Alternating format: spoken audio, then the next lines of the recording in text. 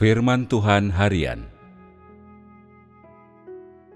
Ketiga tahap pekerjaan ini berada pada inti keseluruhan pengelolaan Tuhan, dan di dalam ketiganya terungkap watak Tuhan dan siapakah Dia.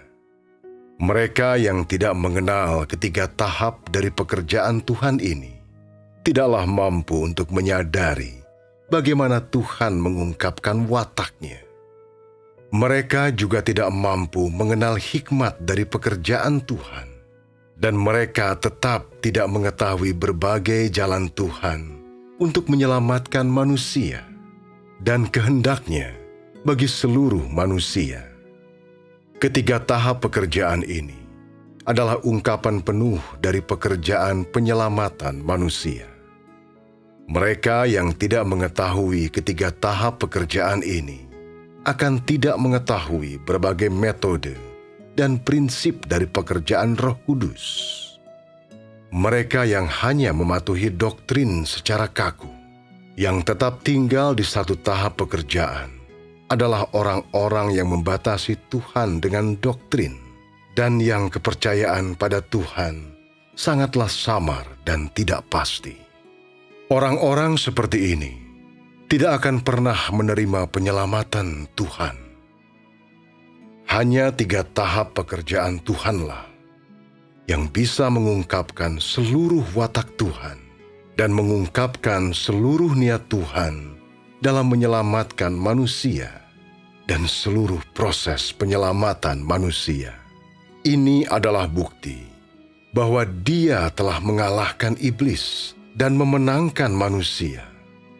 Ini adalah bukti dari kemenangan Tuhan dan adalah ungkapan dari seluruh watak Tuhan.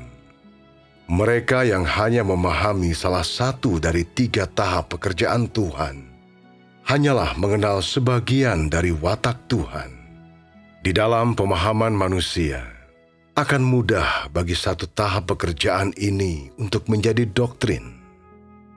Akan muncul kemungkinan bahwa manusia akan menetapkan beberapa aturan tentang Tuhan, dan manusia menggunakan satu bagian dari watak Tuhan ini sebagai perwakilan dari keseluruhan watak Tuhan. Lebih jauh lagi, banyak dari imajinasi manusia yang tercampur ke dalamnya. Sedemikian rupa, sehingga dengan kaku ia mengekang watak, keberadaan, dan hikmat Tuhan, juga prinsip-prinsip pekerjaan Tuhan di dalam tolok ukur yang terbatas, meyakini bahwa jika Tuhan seperti ini, Dia akan tetap sama sepanjang waktu dan tidak akan pernah berubah. Hanya mereka yang mengetahui dan menghargai 3 tahap pekerjaan Tuhanlah yang bisa mengenal Tuhan dengan lengkap dan akurat. Setidaknya mereka tidak akan merumuskan Tuhan sebagai Tuhan atas bangsa Israel atau bangsa Yahudi, dan tidak akan memandangnya sebagai Tuhan yang selamanya terpaku di salib demi manusia. Jika engkau hanya mengenal Tuhan dari satu tahap pekerjaannya, pengetahuanmu terlalu sedikit. Pengetahuanmu hanyalah ibarat setetes air di samudra. Jika tidak demikian, mengapa banyak pengawal agama lama memaku Tuhan hidup-hidup di kayu salib?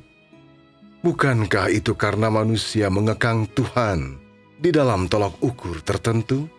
Bukankah banyak orang yang menentang Tuhan dan merintangi pekerjaan Roh Kudus karena mereka tidak mengetahui berbagai jenis pekerjaan Tuhan, dan lebih jauh lagi karena mereka memiliki pengetahuan dan doktrin yang sangat sedikit untuk mengukur pekerjaan Roh Kudus? Meski pengalaman mereka dangkal, mereka bersikap angkuh dan memuaskan diri, dan mereka menyepelekan pekerjaan Roh Kudus, mengabaikan disiplin Roh Kudus, dan terlebih lagi, menggunakan argumen yang remeh untuk meneguhkan pekerjaan Roh Kudus. Mereka juga berlagak dan sepenuhnya yakin akan pembelajaran dan pendidikannya sendiri, dan bahwa mereka bisa menjelajahi dunia. Bukankah orang-orang seperti ini yang disingkirkan dan ditolak oleh Roh Kudus? Dan bukankah mereka akan disingkirkan oleh zaman yang baru? Bukankah mereka manusia berpandangan sempit yang menghadap Tuhan dan menentangnya secara terbuka, yang hanya ingin menunjukkan kepintarannya? Hanya dengan pengetahuan yang amat kurang tentang kitab suci, mereka berusaha menguasai ilmu dunia dengan doktrin yang dangkal untuk mengajar orang. Mereka berusaha memundurkan pekerjaan Roh Kudus dan berupaya membuatnya berkisar hanya di sekitar proses pikirnya sendiri. Dan meski berpandangan sempit, mereka berusaha melihat 6.000 tahun pekerjaan Tuhan dalam sekilas pandang saja. Orang-orang ini punya alasan untuk bicara. Sebenarnya, semakin besar pengetahuan orang tentang Tuhan, semakin mereka tidak akan terburu-buru menghakimi pekerjaannya. Lebih dari itu, mereka hanya akan sedikit bicara tentang pengetahuannya akan pekerjaan Tuhan di masa kini. Mereka tidak terburu-buru menghakimi. Semakin sedikit pengetahuan orang tentang Tuhan, semakin mereka angkuh dan terlalu percaya diri. Mereka semakin sembrono menyatakan keberadaan Tuhan.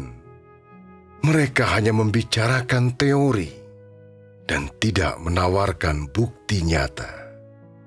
Orang-orang seperti ini sama sekali tidak berarti.